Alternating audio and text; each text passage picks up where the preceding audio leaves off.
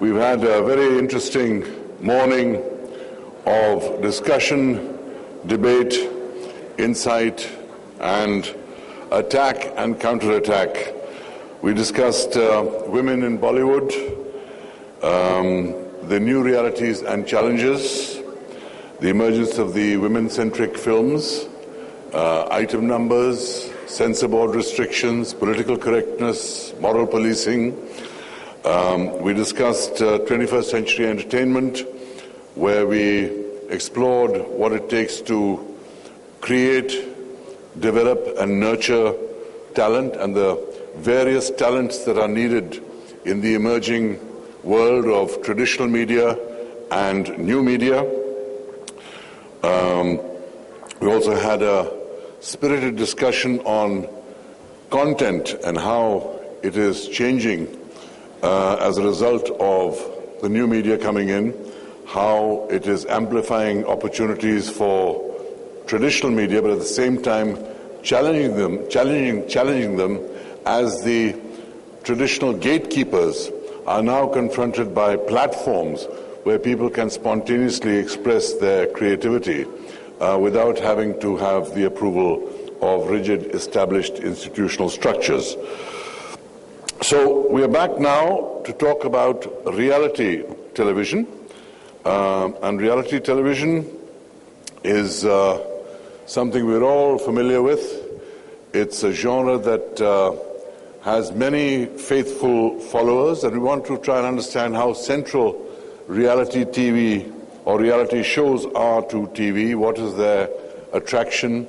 Why do some succeed? Why do some fail?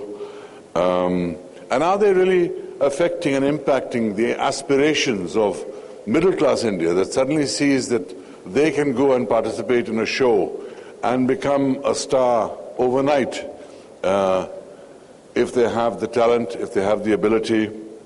And does it give people a sense of a new self-confidence that they can be on telly rather than just watch telly? Does it change their lives in some ways? And those that are successful, how does it affect them? Is it some form of social change that is being affected? Those are things that we want to explore. We know that Amir Khan's Satyamev Jayate had an enormous impact across the whole country. We now know that Anil Kapoor's 24 is coming, and there's another sort of anticipation for that. So the question really is, what is this format about? What is its future? And where is it likely to go? So to discuss this, we have Saira Menezes, who's the editor of People magazine. Please welcome her, Saira Menezes. She's been a journalist for a number of years and is currently editor of the Indian edition of the world's biggest celebrity news magazine, People. And in the past, she's been an editor of Savvy, Sunday Midday, and also the Emirates Evening Post, based in Dubai, where she became the first woman editor of an English daily in the United Arab Emirates. We also have with us Anil Wanwari, founder and CEO of IndianTelevision.com Group. Anil Wanwari is the founder, CEO of the group and has been in the media business for, it says the past 30 years, but you look far too young. So he says 32 years in the business. We have to find out for him the secret of looking young in this business. He represents MIPCOM and MIP-TV in India and is a member of the International Emmy Academy and is on the board of the IBC Conference Committee. He started IndianTelevision.com, which is the leading site for broadcast, cable, and production industry news and analysis. So he's kind of walking encyclopedia on the statistics and percentages of all these industries. And he's also involved in other online ventures like Telechakra.com and radioandmusic.com.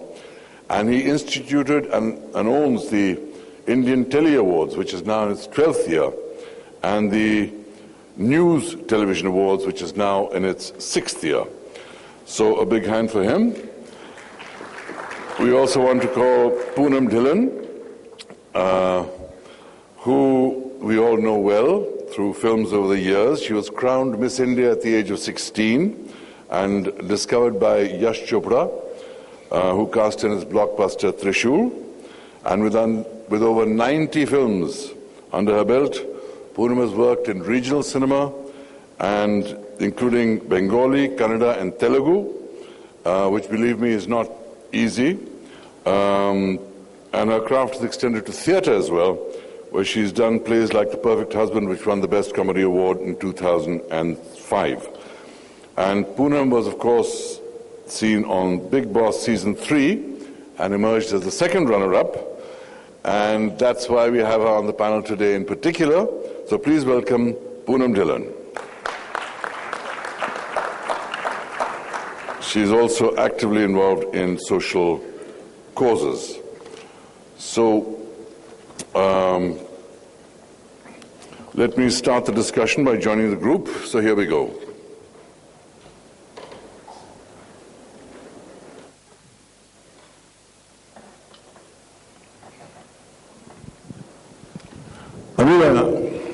Oh my God. Are we all right? भाई साहब जरा रहम कीजिए audience पे भी मुझ पे भी. Anil, I'd like to begin by asking you to give us a kind of overview, since you've got the big picture in your mind, of reality shows and their importance relative to television in India. How much of a force are they, and are they likely to grow or shrink in the changing environment? Very loud to both guys, and we were talking with the mic. I think there's too much we were. ये mic जरा कम कीजिए, बहुत एको आ रहा है, कुछ सुनाई नहीं दे रहा किसी को. थोड़ा आप इसका बेस कम कीजिए, ट्रबल बढ़ाइए. हेलो, कुछ कर सकते हैं आप, क्योंकि लोग सब भाग जाएंगे.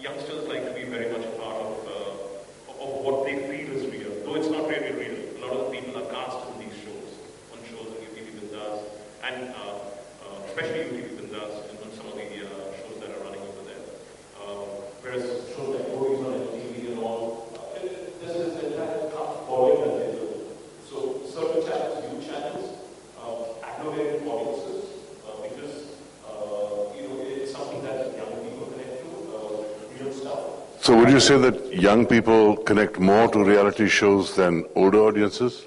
I would think profile is primarily is the younger people on the new channels, whereas on the GECs, which is the gender-affecting channels like others, like Star, like Sony, like Z, you know, since reality shows are carved out into many different kind of, within the reality genre, there are many genres. Right, right.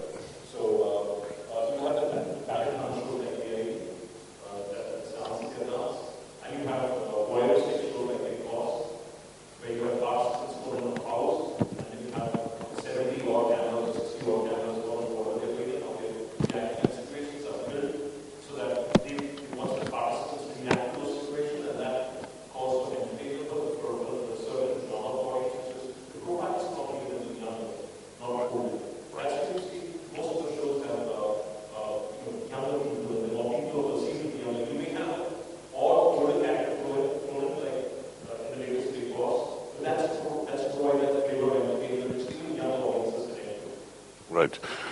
Let me turn to Poonam here and ask you, Poonam, very simply, why did you take part in Big Boss?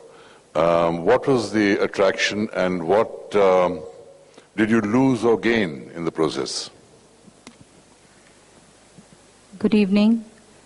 Well, I think firstly I would like to talk about a perception of a reality show. Since I came out of one, the only question everybody would ask me, are they real? Are they kind of manipulated? Are they scripted? So these were the questions which I think I was asked again and again. And in all fairness to the channels and to the shows, at least the one I was on, I would say it wasn't scripted at all. We were not told how to behave. But I definitely do believe they are manipulated. They are not scripted. So the people, they study you. It's a kind of a psychological play of people. They know who's going to react how after a couple of weeks because they're watching you day in and night. And they keep putting new tasks, wanting to manipulate people. Though sometimes I do wonder, after really seeing it and after having come out of it, luckily unscathed too much by it, I would say that sometimes they look to have drama and negativity and not so pleasant things happening because they think those are the eye-catching eyeballs. Well, obviously. And I think maybe that's not a very good idea also, because somewhere goodness also has to be showcased as a positive thing. But mostly channels thrive on, at least reality shows like this thrive on, fighting, crying, hysteria. Bitching is a word I wouldn't like to use, but that's how it is to each other. And how people behave under situations need necessarily be inspiring. I feel some of these shows are very negative, and I think that is one thing we could try and address, because we are having so many, as he said, young audience watching. Are these the people we want them to emulate, and are these the people we are trying to, show that India is all about, or these are our celebrities? I think that's really not a very good thing. We should showcase something which is also inspiring to people. But the fact of the matter is that bad behavior is good television. It's like bad news is good news, as far as I the know, networks the are same concerned. thing follows in newspapers. And in fact, I personally think the biggest reality shows is the news channels which we watch every day. I think those are the most exciting reality shows. Yeah. So reality is actually stranger than fiction. So what we see on television. Having said that, I would also say reality TV has given opportunity to lot of talent from small town India who would have never ever dreamt of reaching, viewership or even getting their talent exposed. Forget to 10 people, and now they're on national television, millions are watching them. Everything has a flip side and a good side, and I think reality shows is also one of those things. Right. Sarah, what are the... what's your take on reality shows? I mean, how popular are they in terms of your viewers, your readers rather? Do you pick up stories from